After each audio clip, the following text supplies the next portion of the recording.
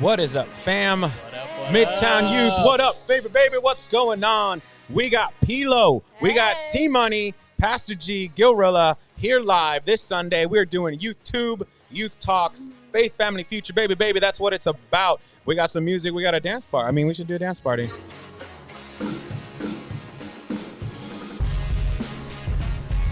Yeah. Bill's going for it. I love this song. I'm just feeling it right now. What is up? Midtown Youth, what is going on? We'll play it in the background because I like it, Paige. I like that in the background. So if you are doing well today, give us the raised hands. If you need some prayer, put them clappers together. Or if you're just having a hard time, hit the link that's going to be dropped here in a second. We'd love to pray for you. We'd love to connect with you. We'd love to get you into what our family's about, which is faith, family, and future, which we did mention a second ago. I'm just saying, faith, family, future. Yeah. So once again, for those of you just tuning in with us, if you're in the Sacramento region, man, welcome, family. We'd love to connect with you. If you are outside of the Sacramento region, we can still connect, and we want to get you connected to our family, all right? Because we need each other, and we're better together, ladies and gentlemen, all right? We are just better together. And what a beautiful Sunday it is, family. You know what I'm saying? Yesterday, 11/7, was Stacy, my beautiful wife, and my daughter Nova's first birthday. Not Stacy's first birthday. That would have been weird. No, Stacy, happy birthday, love yesterday. And Nova Jane, we all love you. Thank you. That was cool. A shared birthday was a new experience for us, okay? It's kind of like, oh. It's like, oh, Stacy's like, oh, yeah, it's my birthday today too, huh? So we had a good time, and thanks for all the love that all you guys sent out there. Once again, let us know how you're doing. We want to connect with you guys ASAP. And I just want to give a shout out to one of our very own, ladies and gentlemen.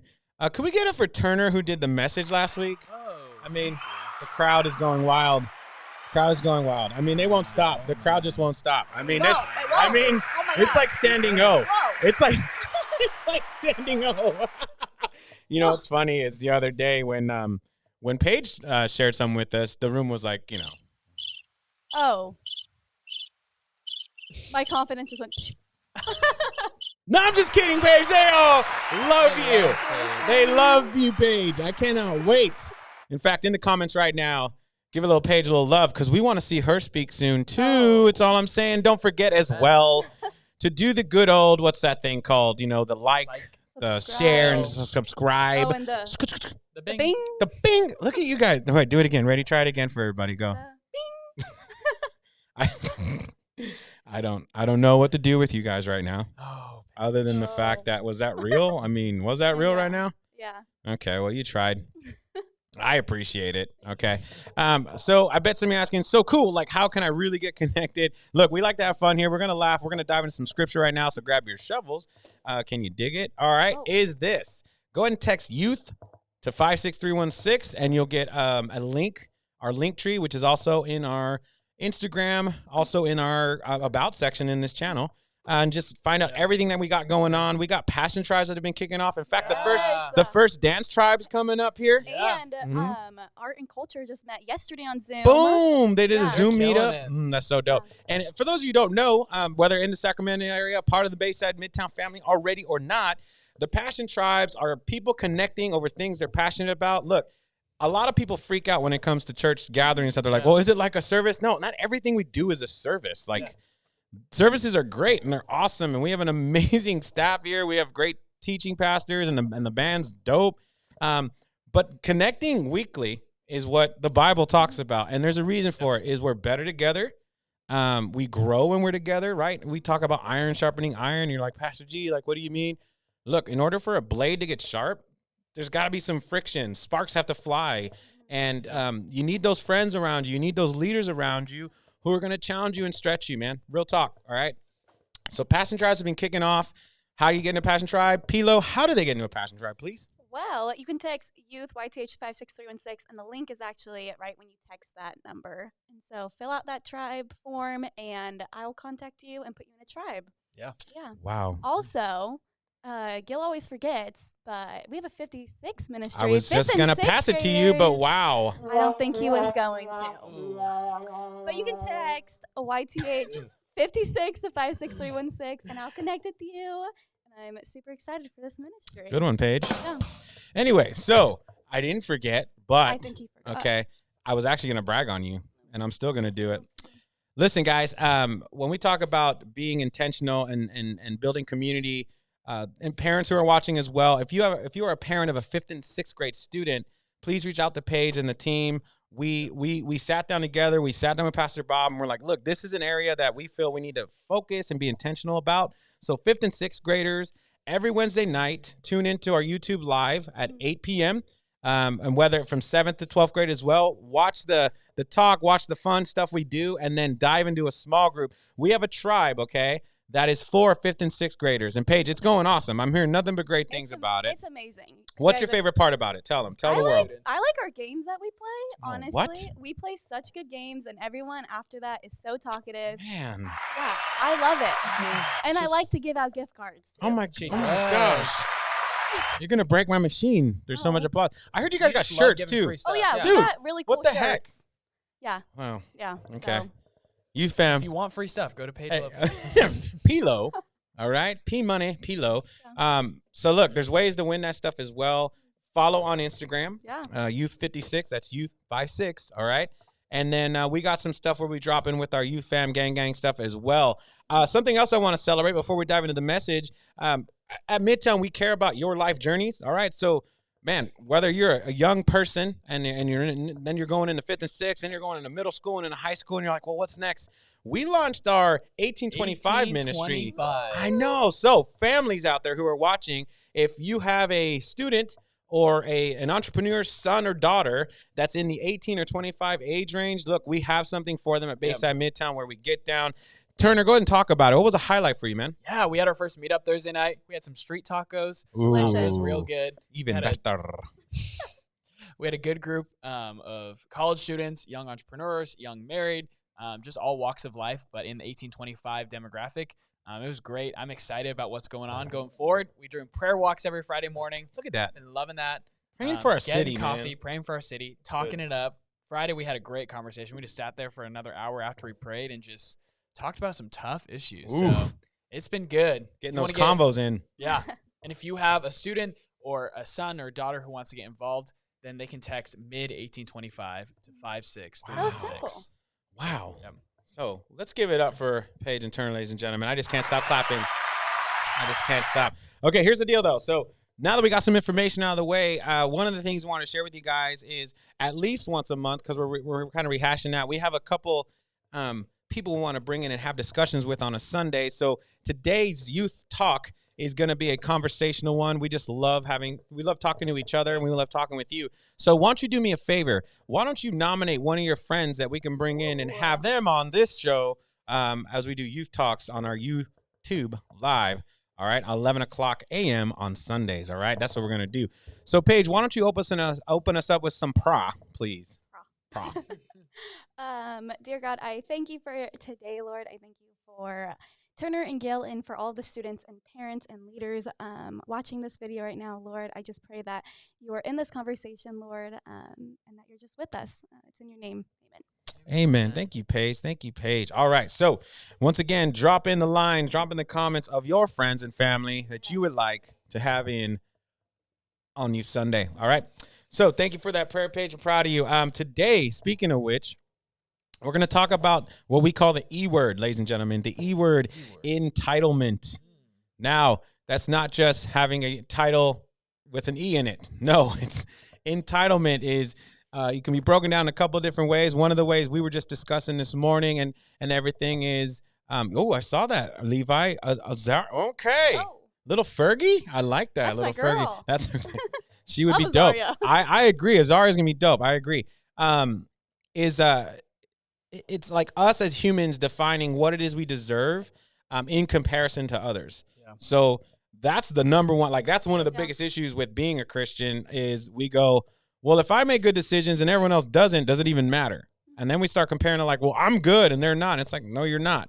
When it comes to the grace of God, which is something we've been talking about together as friends and family, but also with our youth family, is grace is something that Christ covers all with, and it's not going to seem fair because we've defined that it's not fair. But if you go back to the original intent of God acting out of his grace, none of us deserve it. Like none of us deserve it, okay? And it comes in different forms in Scripture. And one of the ones we're going to read today is actually in Matthew. So pull out your Bibles. They're going to drop the verse in the text as well. Just Matthew 20. All right. So it's a little lengthy, but I want to read through it because I want you guys to soak it in. So it said, "For the kingdom of heaven is like a master of a house who went out early in the morning to hire laborers for his vineyard." All right. So kingdom of heaven is like a master of the house. So God's the master of the house. And he went out early in the morning to hire some people to do some work because they needed some work. He's like, I'll hire them to do some work. After agreeing with the laborers for a denarius, which is a day's wage, okay, he agreed with them. He set the contract. Look, I have this I need to get done. You guys down with this? They're like, yeah, no problem. A day, he sent them to his vineyard. And going out about the third hour, he saw others standing in the marketplace and said to them, you go into the vineyard too, and whatever is right, I'll give you. So they went. Going out again about the 6th hour and the 9th hour, he did the same. So the master of the kingdom, of the vineyard, was going to this place because there's people. Now, I want to reference this. They were looking for work. Yeah. Okay, so everyone that he's talking to are people that are like, I'm waiting to be asked to do work. I want to work. Did they happen at the same hour? No. But the master went there knowing there's people looking for work.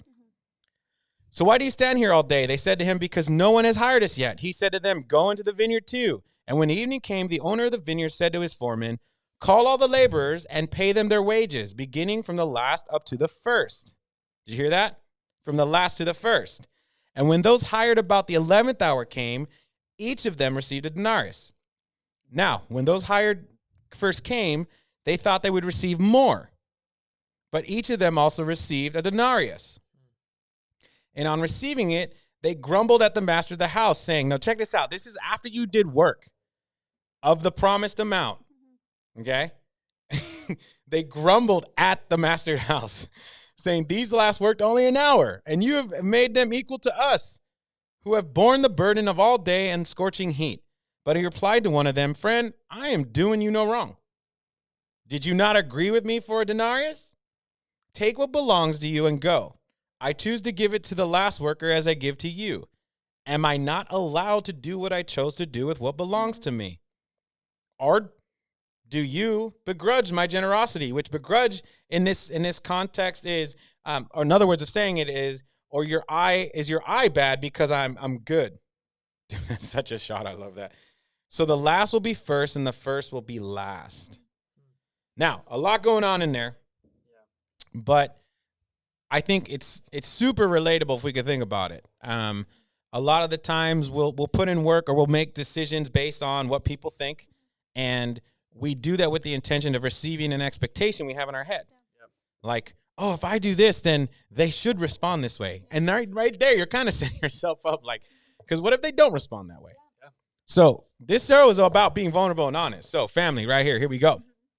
So Turner or Paige, can you share a time where maybe recently or whenever where you're going, man, like my motives going into this probably weren't exactly fair, but I put in my work, I did my thing, and I did not get what I expect. And how'd you play that out with God?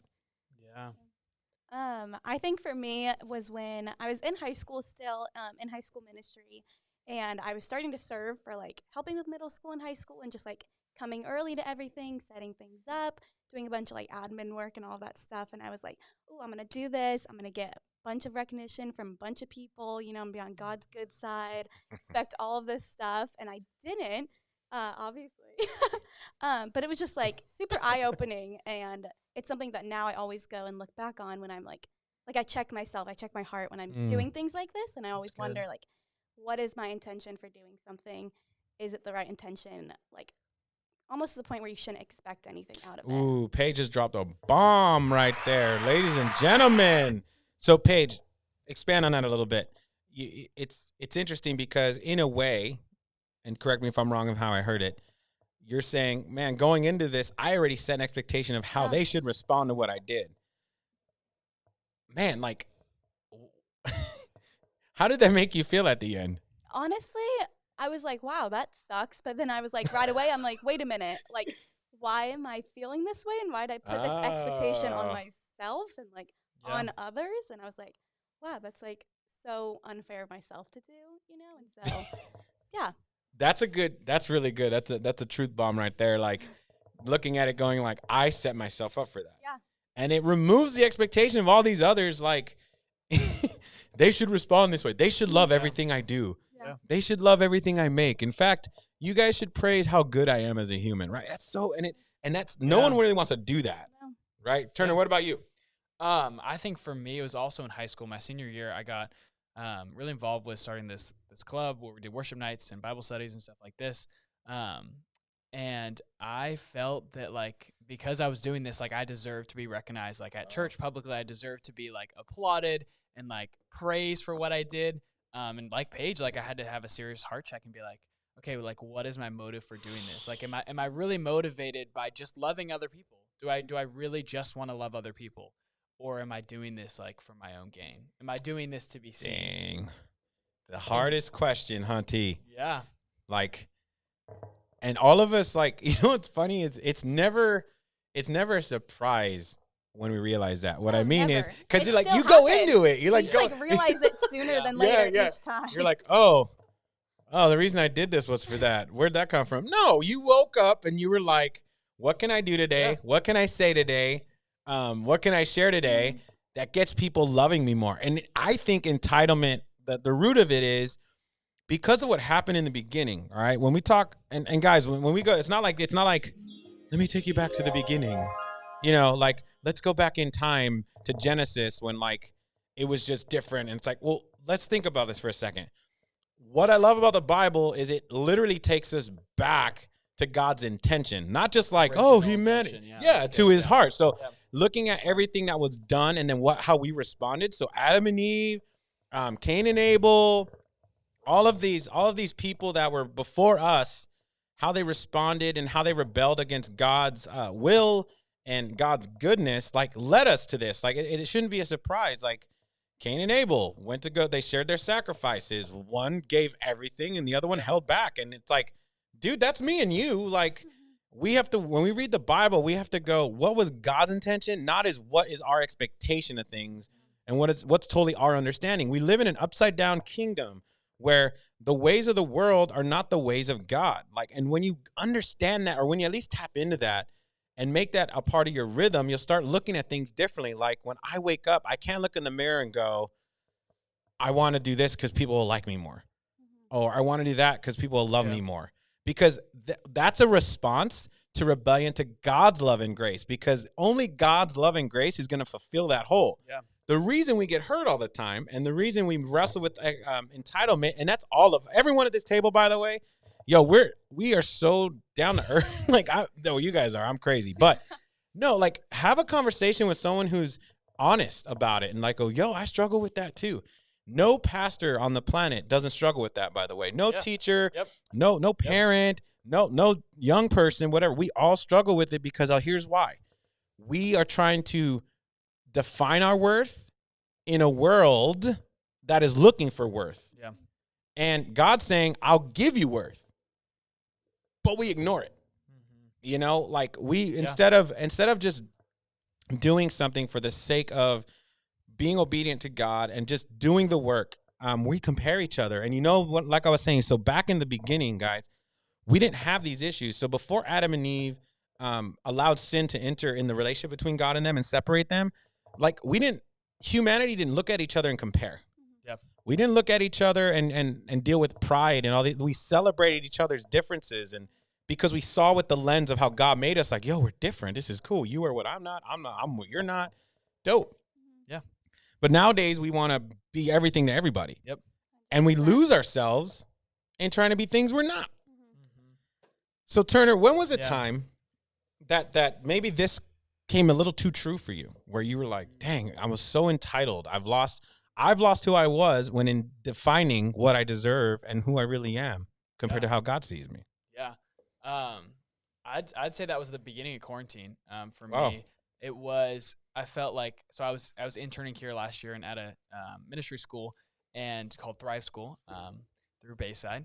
And I felt like I was doing all these things, like really good things for the Lord. Like, I was serving here, like I was helping some friends out with some stuff. I was doing things that, like, seemed to be good things. And I felt like I had it all together, felt like I was going in the right direction. And then with quarantine, like all of us, we had everything stripped from underneath us, you know, and we were forced to deal with like, oh shoot, who am I without all these things that I did? And for me, like it's always been an achieving thing where like I'm trying to do more to impress other people, but also like at the end of the day, it like deep down, like to impress God. Because like I believe that, or I did believe the lie that if I did more, if I volunteered more, if I helped out more, then God would love me more, you know, God would give me more grace. God would give me more blessings. At the end of the day, like this story, I think shows that even if you're the picture perfect student, you know, you have everything together, you get good grades, like at the end of the day, like God's grace covers everyone equally. Like someone who just accepted Christ a month ago, you know, knows nothing about the Bible. God's grace covers them just as much as it does someone who's a pastor, someone who's been walking with the Lord for years. And so I had to deal with that, like during quarantine, of like, who am I without the things that I'm doing? Like at the end of the day, I'm not entitled to more because of who I am or what I do. Like God's grace meets me where I'm at, and God's grace is the same for me as it is for someone else. Wow. And that can be hard to believe Yeah. for like certain people that you're like, like I'm sure everyone's like picturing that one person in mind. It's like, already there. It's already like, God gives them grace too. Really? Like, wait. You sure about that? You sure about that one, God? But look at my list of things I've done. Yeah. Look at it. Yo, so I'm about to blow some minds because this is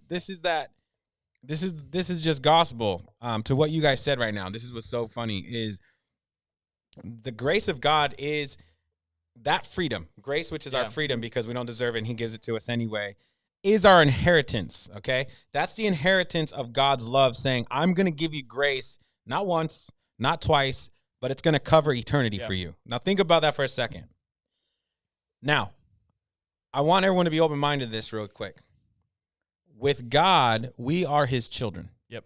There are no orphans in the eyes of God. I always think of Nacho Libre. I love all the orphans in the world. That was pretty good. Anyway, I like myself. Like that didn't sound hey, like good Nacho job, Libre. Gil. Oh, ha, ha, ha, ha. Gil, stop. Oh, stop. Okay.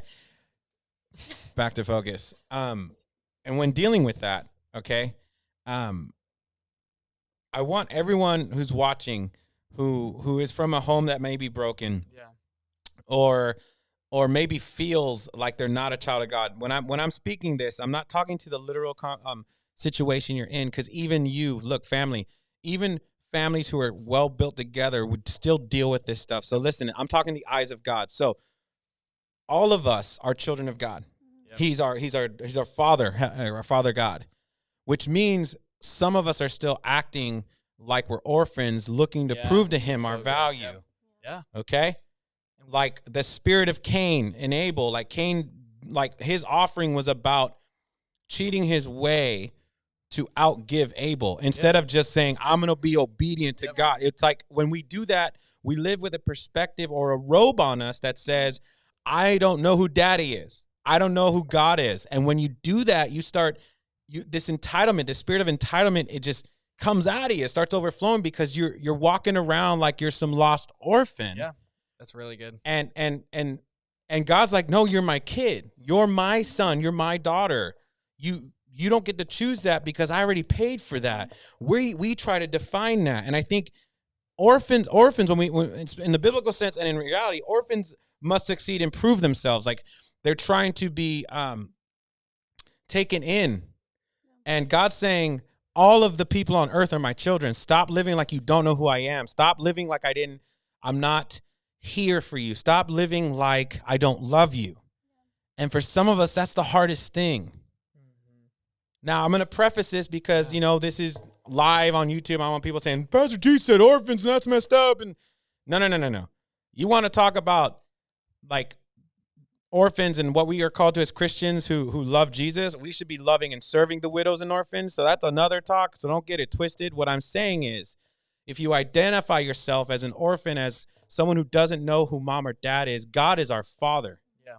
Live like you know. Yeah. Live like he paid for you, that the grace is good for you, for Turner, for Pilo, myself, and none of that changes. There's no level of grace to God. He's like, my grace is sufficient because it's grace we don't get. Yep.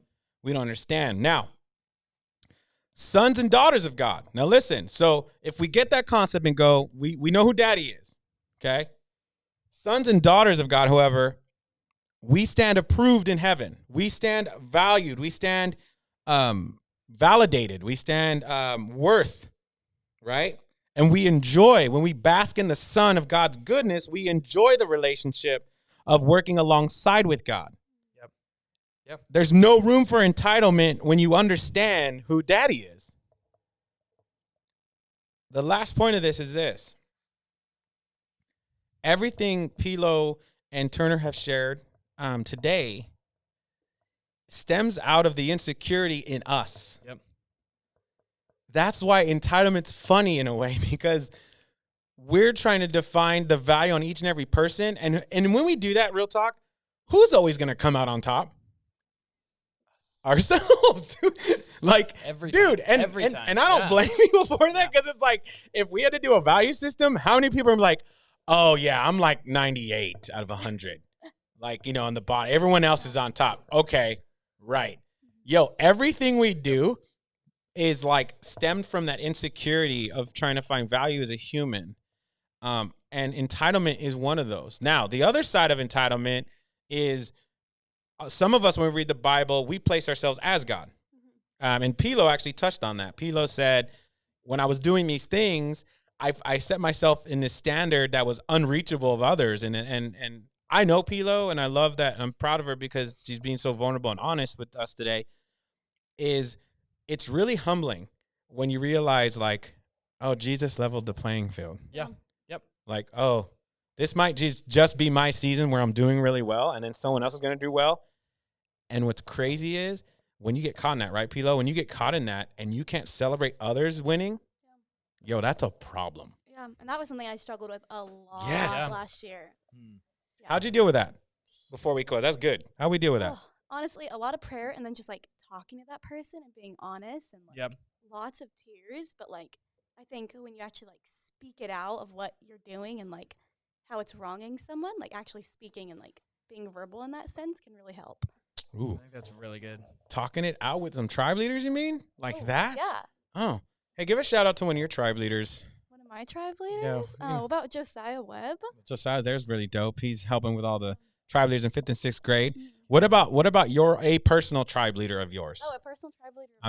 I mean, Miss Tannell is pretty. Small group, Karen Tannell. Karen Tannell. Still meet with her like once a month. Look at still. that. I call her every time. I'm like, that. you won't believe what happened. Oh my gosh, like I needed to tell you before anyone else. Like she's always my go-to person, and she hasn't been my small group leader for 2 years. Yeah. So That's crazy. Like, and that's that mentality of like, it's not just looking at yourself in the mirror and assuming your definition. It's having people who love you walk you through those moments, right? And Turner and I do our best, and we do it pretty often, but like we'll meet at least once a week just to talk life. You know, Pilo and I are in conversations. I have people in my life that I do the same because I want them to be able to call me out and say, like, why? So what's the problem? Sometimes that question's funny because you're like, I just want people to like stuff. I just want people to like me. I just want people, like, all those reasons, all those human ones, which we all have. Or the other way, like, I just want to frustrate people. That's still insecurity. yeah, Like, honestly. I want people to be like shook by me. Oh, okay. So you're still setting a standard of how you want them to respond. So at the end of the day, thank you, Kayla. You're funny. Okay. Kayla Beebs. All right. So the principle about all this, the point of all of this today is the parable is that the Christian life, okay, our Christian faith, our life is all grace from the beginning to end. Yep. It's literally all grace, man. Like, you know, the love we get from God, we don't deserve. The things we get to do on in this world, we don't deserve. The things we do and we excel at, we're not the first ones to excel at it. Nope. The records we set are probably going to be broken. Like all of that stuff, right? And Jesus is the master in this parable, all right? So Jesus is the master, and he has the kingdom, and he's allowed us to do work with him and for him, and he pays fairly. And not just that, he's going to include the ones you're not including. Yep. And thank God he does. Oh, yep. Because we probably wouldn't do a good job of including them. Yep. And so all the workers, right?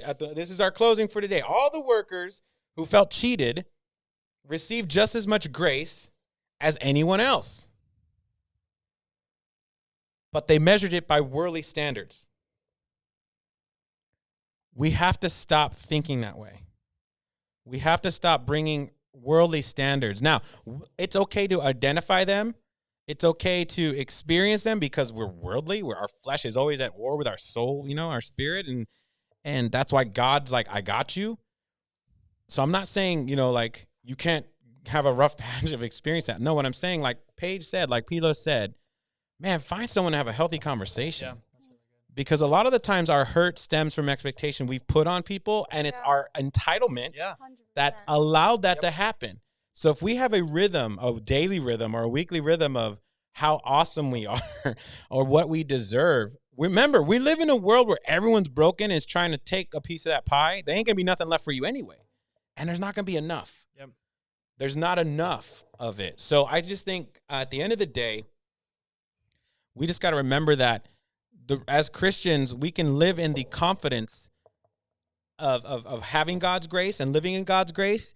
And we should be so at peace with that. We should be so alive with that we should be hoping and wishing other people can get the payment too. Yep. And I think if we're not, so family, Midtown family, someone who's interested in the faith, look, we get it wrong a lot as Christians, and we portray this image of who Jesus isn't. And then we say we praise his name. Look, first things first, if you're not what the world would say religious, or you don't have a personal relationship with Jesus, Jesus is not impressed with how many worship songs you know. He's not impressed with your attendance in a church building. He's not impressed by how awesome you are, because he gave you breath, which is awesome, right? So good one. But at the end of the day, his grace was never about starting and stopping with you. Yep. It's not about starting and stopping with me.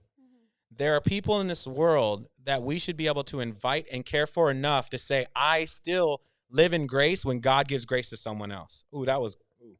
Oh, wait. Yeah, I mean, I almost want Say to. that one again. I almost want to.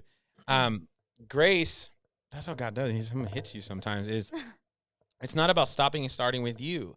Like, we should be excited when other people get a taste of God's grace, because it doesn't run out on you or me, and it doesn't stop with you or me. In fact, we shouldn't get jealous or upset at other people that receive God's grace because we did. Like we did. Yep. So family, entitlement, man, it is a sneaky one. But there's steps like Pilo said and Turner said. And guys, thank you so much for your vulnerability today. Let's give it up for Pilo and Captain Turner. Captain William Turner. And just so love you guys. I'm so proud of you guys. That was a round of applause. And here's the deal, guys. At the end of the day, this is about faith, family, and future. It's about diving deep and developing a faith with a personal relationship with Jesus Christ. It's not trying to live a life that just impresses people to get the likes, to get popular. Look at being honest, guys. Is following Jesus is it about being popular? Maybe in a church bubble. But outside, they're like, so? It ain't popular. It ain't popular. So it's not a popularity contest. Besides, Jesus died on a cross for you. So that's probably not as popular as you think, because we don't look at people saying, they don't deserve this, but I'm going to love them. They don't deserve this, but I'm going to give them grace. Like faith. It's about our faith, developing a faith. It's about family. It's finding your people and your place in the body of God. Pilo in high school, her life was changed forever, connecting with adults who cared about her. And Turner's a similar story. There's people in his life that just loved on him and believed in him. Yep. That's family, faith, family, future. Now, here's the thing. You can live your life. You can wake up in the morning and say, I am a child of God. I'm a son or a daughter of God. His grace is sufficient enough for me. There's nothing this world can offer that God can't. Really good.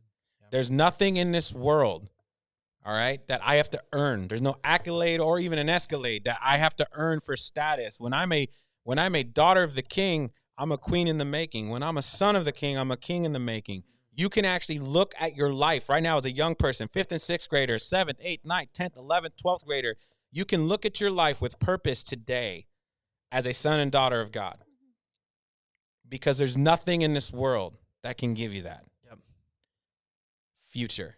Living like you're ready in the process as becoming a king or queen in the kingdom, all right? So faith, family, future, that's what we're about. Check us out this Wednesday at 8 p.m. on our YouTube channel. We're keeping you posted. We are working on another live attended service. There are some mandate shifts, so just be patient with us. How do you get this information? Look, frequently check YouTube. Go on our Instagram. That's Youth56 for 56. We got our Midtown Youth for Midtown Youth. We have 1825 once again. But guys, don't miss out on connection with us. Don't miss out on all the fun things God still has in store in the midst of all this. And the last thing I would say is get into a tribe. Get into a tribe with a leader who loves you, just wants to do life with you. We all need that coach. We all need that crowd cheering for us, and we all need that teammate, all right? That's how we get through life. So we love you guys so much. Thank you so much for tuning in. Remember, the only title you need is not the entitlement you define, but the title you are as a son or daughter of the King. We love you guys. Take it easy. Peace out.